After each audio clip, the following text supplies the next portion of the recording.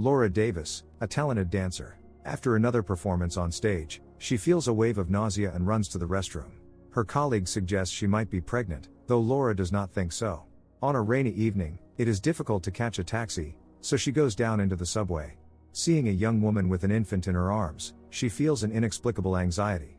Suddenly the woman disappears, leaving the baby behind. But when Laura comes closer, it turns out to be a doll. She enters a store and buys several pregnancy tests. The doll, by the way, Laura has taken with her. All the tests turn out positive. Laura's husband, Stephen, a successful businessman, as usual returns home late. His wife tells him the wonderful news. He is happy.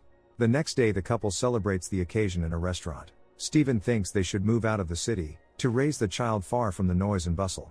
Laura is not sure this is what she wants. But Stephen has already hired a realtor. Soon the realtor shows Laura a large luxurious house. The woman wonders why the price is so low. The realtor explains that the owners want to sell it as quickly as possible, because their daughter has entered college, and they are planning to move into the city. The couple decides not to put it off any longer and buys the house. Stephen has always dreamed of living outside the city. They furnish a nursery. Everything seems to be going as well as possible, and Laura even feels a sense of peace in her heart. But one night, she suddenly wakes from an inexplicable anxiety and gets out of bed to check. Seeing a mouse, Laura screams and recoils in terror, waking her husband. The next day she buys rat poison. The cashier mentions that she used to be friends with Jenny, the former owner of the house where Laura and Stephen now live. At home, the woman first lays out the poison in the basement but forgets to close the door. Later, while Laura is talking with her mother on the phone, the couple's dog begins barking loudly, disturbing her. So she locks the pet in the basement, where the animal finds the poison. After finishing her conversation with her mother, the woman goes down into the basement and sees the pet dying. This brings her to tears and a fit of fear. Stephen once again comes home late, and from his wife's face he immediately understands that something is wrong. She tells him what happened. The man buries the pet in the yard. Laura blames herself, not understanding how she could have been so careless. Does this mean she will be a bad mother? Stephen comforts his wife, though even that does not help her get rid of the guilt.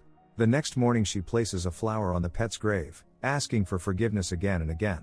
Suddenly she notices the doll in the bushes, the very same one she had once taken from the subway. Laura picks it up, hearing the echo of a child's cry. At that moment her water breaks, and she runs into the house for the car keys. As soon as Stephen finds out, he rushes to the hospital. When Laura sees him, she smiles, but her joy quickly turns to anxiety, because a doctor approaches Stephen and clearly says something bad. Yet the midwife assures Laura that everything will be fine. An emergency C-section is performed. All the while Stephen waits near the operating room, deeply worried for his wife. Fortunately everything goes well. But Laura feels utterly exhausted and does not experience much joy about the birth of her daughter, who is named Jessica. Breastfeeding in particular is very difficult for her.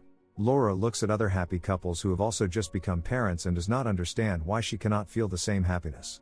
Soon she and the baby are discharged. For Laura it is unbearable to hear the infants crying and to wake up constantly at night. During the day she is also forced to devote all her time to the child, because Stephen works long hours. She does not get any sleep at all. So it goes on day after day. Laura feels as if she is slowly losing her mind. On top of that, she is irritated by the changes her body has undergone after childbirth. The doorbell rings. It is the pest control service that Stephen has hired. Not knowing who else to confide in, Laura calls her mother, who assures her that this awful state after childbirth is absolutely normal. Every woman goes through it. Her mother promises that with time things will get better. Laura wishes Stephen would help her more with the baby, although she also understands that he is forced to work hard to provide for their family. Suddenly Laura once again notices the same doll on the lawn, as if it is haunting her. After setting mousetraps, the pest control worker leaves. Laura meanwhile finds a diary, apparently belonging to the previous owner of the house. When she accidentally locks herself in the basement, she falls into wild panic. Late in the evening, Stephen returns and hears the baby crying. He cannot understand where Laura is and calls her name loudly.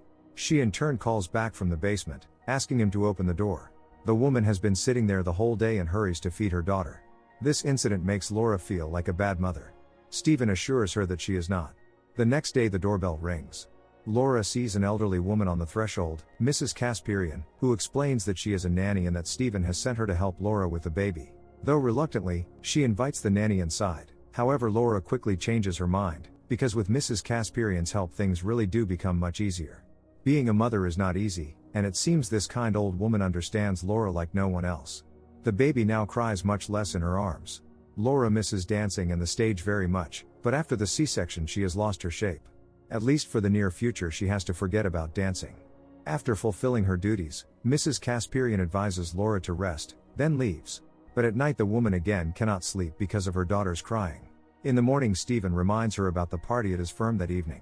Later, seeing gray hair in the mirror, Laura is horrified. She immediately goes to the supermarket to buy hair dye. While paying for her purchases, Laura asks the cashier for Jenny's contact information, the former owner of the house, to return some of the things. But the cashier only knows that Jenny has moved to New York and advises Laura to call the university. At home, she dyes her hair, then chooses a dress from her wardrobe, when suddenly she notices that her daughter has disappeared from the crib. Laura begins to run around the house in panic, not understanding where the girl could be. Almost at once the woman discovers that she has forgotten her daughter in the child's seat in the car. Laura feels so ashamed, and she asks her little one for forgiveness again and again. In the evening, as agreed, Mrs. Kasperian arrives and asks Laura what she has done with her hair. She had completely forgotten to wash out the dye. Handing the baby over to Mrs. Kasperian, the woman rushes to the shower to rinse it out. At first glance her hair does not seem damaged. Jessica always remains calm in the nanny's arms. It becomes a relief for Laura to hear that with her first child Mrs. Kasperian had also been unhappy, suffering from postpartum depression. She could not eat or drink, thinking only of her child. Laura asks Mrs. Kasperian how she overcame it. The woman replies that it is simply the way things are. A child always takes part of the mother's soul, making her weaker. But Mrs. Kasperian had found a way to take her soul back. Their conversation is interrupted by a phone call. It is Stephen. Laura had completely forgotten about the party, which disappoints her husband. All he asked was that she arrive on time, look good and smile, yet she cannot even do that. Laura promises she will be there in an hour. But when she starts combing her hair, it begins to fall out. Laura has to cut it off. At the party, she looks nothing like the dazzling woman Stephen wanted her to be. Laura says she has had a difficult day, and she simply did not think of putting on an evening dress. All the guests want to see Stephen's little daughter. Laura calls home, but Mrs. Kasperian does not answer, as she is at that very moment doing something strange in the nursery. Laura feels that all the guests at the party are whispering behind her back, discussing her awful dress. She decides to leave, despite her husband's attempts to stop her. At home, she demands that the nanny explain why she did not answer the calls. Mrs. Kasperian explains that she simply did not hear them. Stephen arrives and tells his wife that she embarrassed him. Not only was she late, but she also looked terrible. She should apologize to the guests. Laura says she left because she was worried about the baby. At night, the woman sleeps restlessly, haunted by nightmares.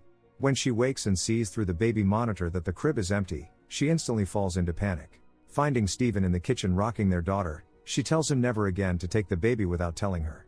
Noticing that the scar on his wife's abdomen is bleeding, he immediately takes her to the hospital. The doctor prescribes her medication. But Laura refuses to take it, fearing it could harm the baby through her milk. The doctor assures her, however, that it is absolutely safe. The woman's depression continues to worsen. Only in Mrs. Kasperian's arms does the baby stop crying, and Laura cannot understand why. With each passing day, her anxiety grows stronger. When Laura sees Mrs. Kasperian with a knife through the baby monitor, she rushes in. The woman insists she found the knife in the crib, but Laura does not believe the nanny and drives her away, then calls the police. Yet the officers react skeptically to Laura's claim that Mrs. Kasperian intended harm. That is nothing like her. Nervous and shaken, Laura turns to smoking. She calls the university in New York, but it turns out no Jennifer Foster is enrolled there. Laura decides to read Jenny's diary, and what is written in it fills her with dread. It is late at night, with Stephen still not home from work. The woman thinks she hears strange sounds, and she goes downstairs holding a knife. Believing someone has broken into the house, Laura panics, calls the police, and hides the baby. She is ready to do anything to protect her daughter, and before the police arrive she searches the house for the intruder, but finds no one. When Stephen arrives, he is deeply alarmed to see police in the house. Laura insists that some woman broke in, not Mrs. Kasperian but younger. However, the officers find no signs of forced entry and conclude Laura may be suffering from postpartum psychosis. Stephen tries to comfort his wife, but she does not improve. The next day, while her husband is distracted, she throws the doll into the pool, and then finds a red pouch under the crib. Laura is certain it is witchcraft. Realizing things cannot go on like this, Stephen takes leave from work. Suddenly seeing something in the pool, Stephen dives in fearfully, but it turns out to be nothing more than the doll. Laura goes to an esoteric shop and buys a book on dark magic. According to the book, mice are often used to summon evil spirits, as are dolls. The woman continues to hear the echo of a baby crying in the house.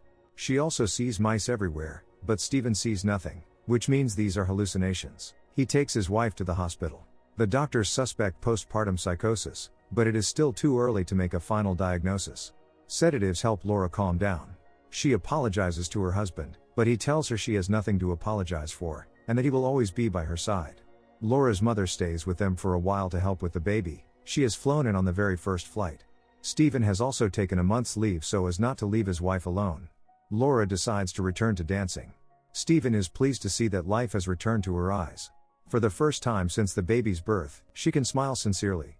But that night Laura is once again woken by the echo of a baby's cry, and she decides to bury the ill-fated doll in the yard. Then she hides Jenny's diary and goes back to bed, believing her nightmares have come to an end. In the morning Stephen grows worried when he finds the doll in the crib instead of the baby. When he asks his wife where Jessica is, she does not understand what he means, as though there had never been a child at all.